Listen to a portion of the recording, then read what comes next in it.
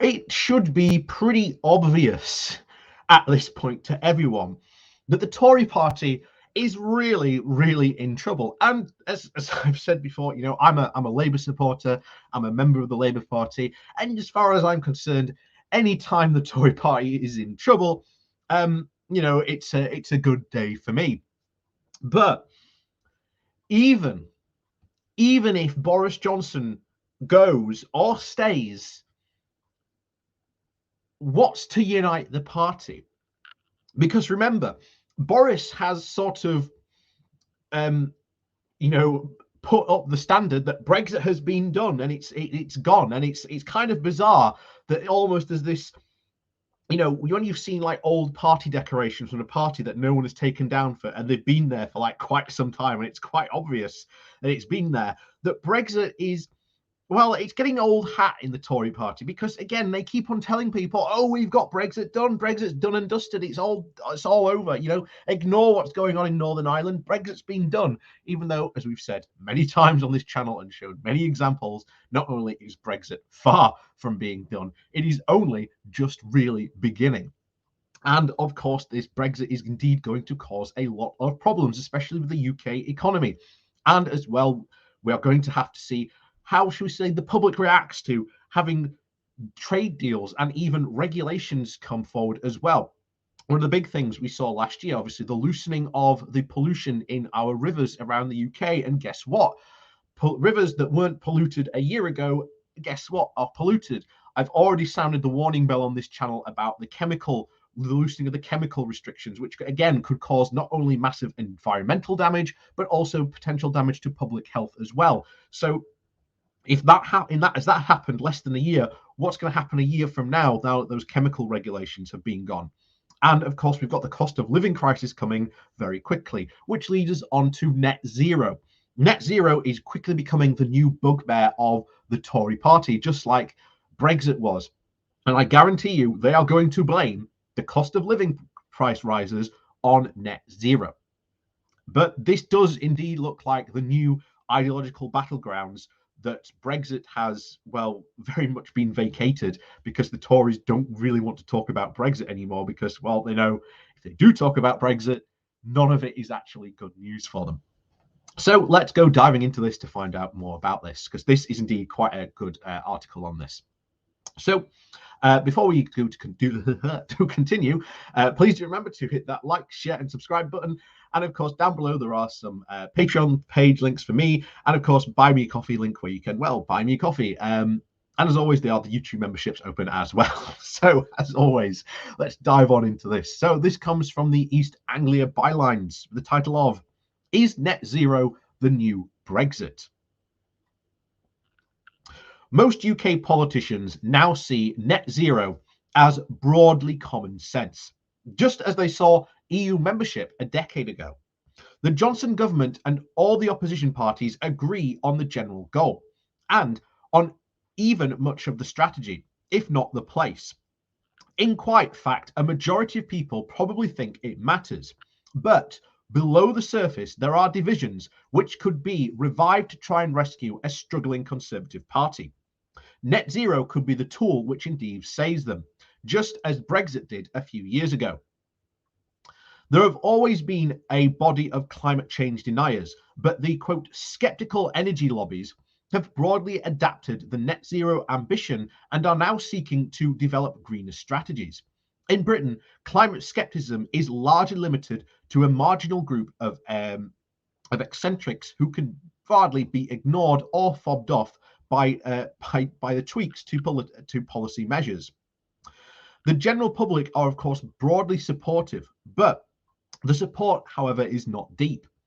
At the time of the COP26 in October, when the Ipsos Mori came out of a poll on this issue, they found widespread support for the idea of net zero. But the support fell rapidly when they were asked about specific steps to actually achieve it. People may be in favor of this in principle, but have not any serious consideration about the implications for their own lives. There is, of course, a groundswell of opposition building, and in Parliament, Conservative MPs have formed a net zero scrutiny group, led by, of course, the infamous Steve Baker. Of course, the leading figure in the Leavers European Research Group. Brexit and even indeed the resistance to net zero both feed and on promote a populist suspicion of elites and of a government intervention. When the energy prices rise by 50% in April, it will not be difficult to revive the same sense of victimhood as that drove the Brexit vote. Net zero does have the potential to divide the political tribes in much the same way that Brexit did. The referendum vote was never wholly about the European Union. It was about the sense of exclusion from decision making and the grievance and neglect. The people who believed in net zero and who need to take radical measures to achieve it have much in common with indeed the Brexit Remainers. Brexit held the Conservative Party together. It was the one thing that binds the MPs and the wildly different political views. On one hand, we have the newly elected MPs from the Red Wall seats who seek stronger government intervention and, if necessary, higher taxes to restore their communities. On the other hand, there is the old guard who seek the small state and lower taxes. An opposition to net zero could take place of Brexit holding that coalition together. One great mistake of the Remain campaign was complacency. Its supporters assumed that the case for remaining was self-evident and that everyone recognised and received the benefits of membership. So it was not necessary to make a strong case. Most people didn't care much about the EU, and making a strong case would merely provoke the opposition. There was obviously some reason for this, and before the referendum was called, polling showed that most people took very little interest in the EU and even knew very little about it. However, the very fact that most people took very little interest in the EU enabled the Leave campaign to hitch a whole raft of grievances to it. Those grievances mattered more to most people than the EU itself. And of course, the danger here is that history repeats itself. We must not assume that people will accept the case for net zero, either in principle or by the specific policies required. We cannot go ahead without consent, and no party, except perhaps the Greens, has seriously tried to map out the costs and benefits. The lessons of Brexit is that without consulting and a degree of understanding, a groundswell will find its way of expressing itself. And there are arguments to be answered. Perhaps most critically, why are we doing this? And although historically Britain has shared in the drive towards the carbon intensive industries, our current impact on the global heating is marginal. True, our share of global carbon output is higher per head than most countries in the world, still at only 1.1% of the whole. And of course, why not wait until the US, India, or China take serious steps forwards? Again, some policy options do involve much more sacrifice than others.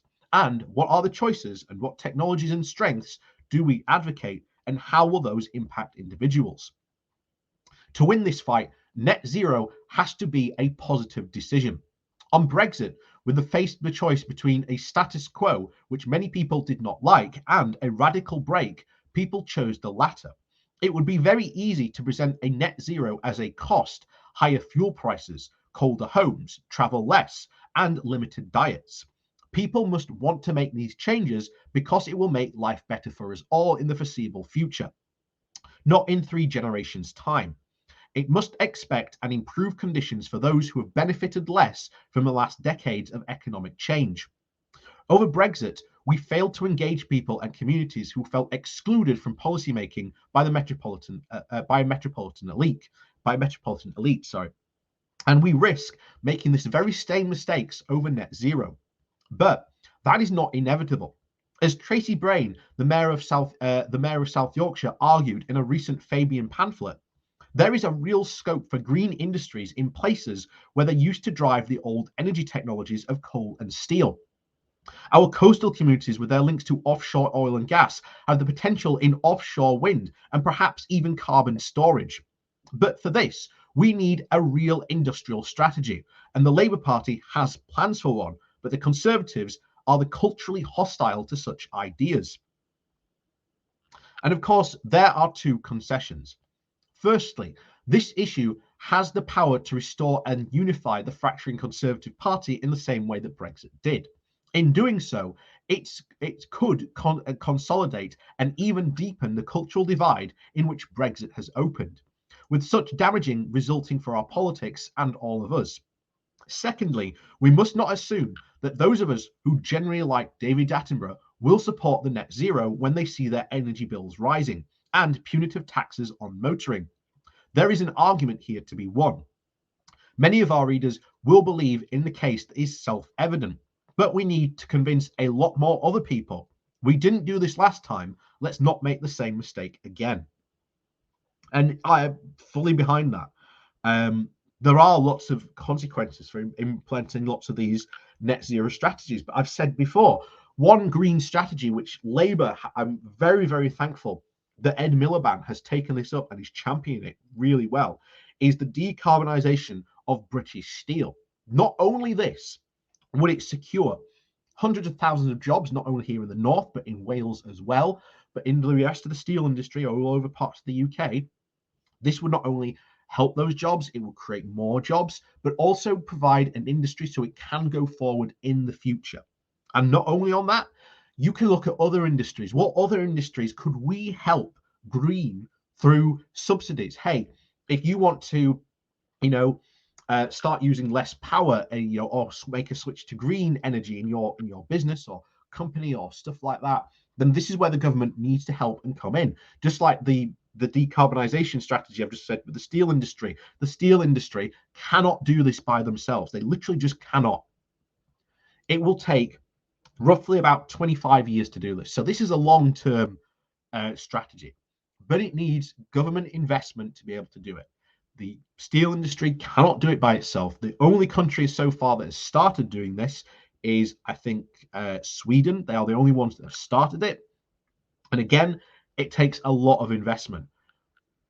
Again, it's something definitely that Labour can play for because, hey, this is not only a good green strategy, it will help develop towards net zero, but it will also help to ensure that the jobs in the steel industry stay there, but also to create more newer, greener jobs, as well as to create other things as well, as was mentioned in the article there before.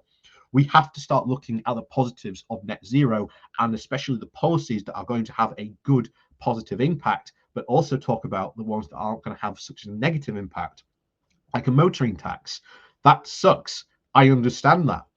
But what we need to do then is we need to really invest in our public transport, not only buses, trams, and trains. They need massive investment because the more people you get onto that, that means less cars on the road. And again, maybe the motoring tax is what pays for that transition to better, public services and stuff like that. So I am for that and for making that argument, but I understand there are some policies which many people just aren't going to like because, again, means they might get taxed. But again, there is that argument to be had. And we've got to look at the positives for this as well as the negatives and focus very, very much on the positives of pursuing a net zero strategy. So, as always, thank you very much for watching. Please do remember to hit that like, share, and subscribe button. And of course, down below, there are links to my Patreon page and a one-off donation link called Buy Me Coffee, where you can, buy me coffee. And as always, thank you very much for watching, and we'll see you all next time.